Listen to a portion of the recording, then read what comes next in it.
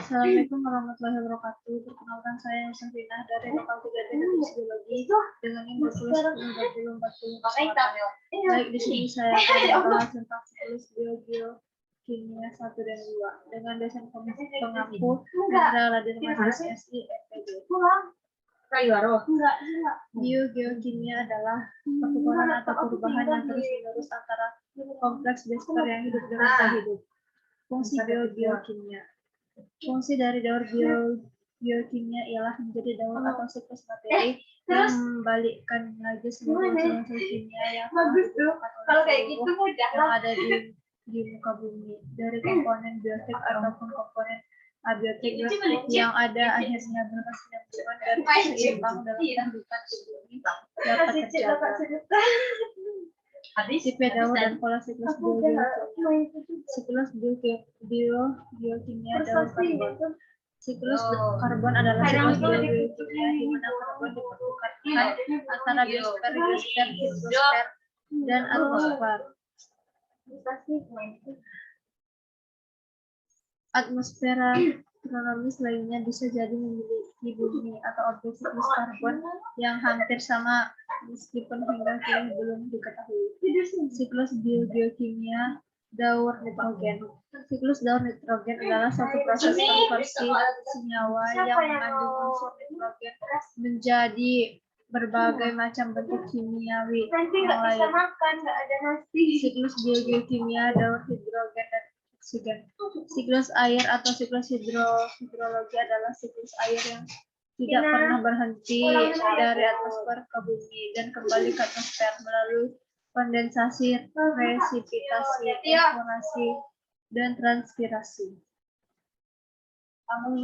Siklus biokimia daur belerang.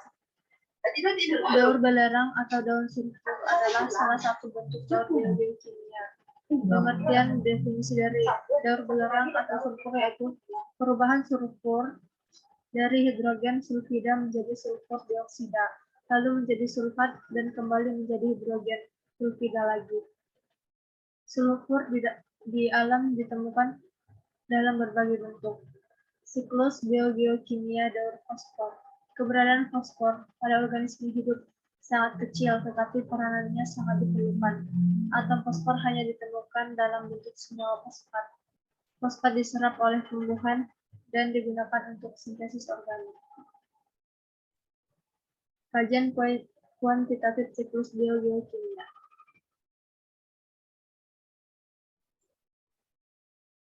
Laju perpindahan unsur dari satu komponen ke komponen lainnya berperan dalam penentuan struktur dan fungsi ekosistem daripada jumlah unsur yang terdapat pada suatu ekosistem.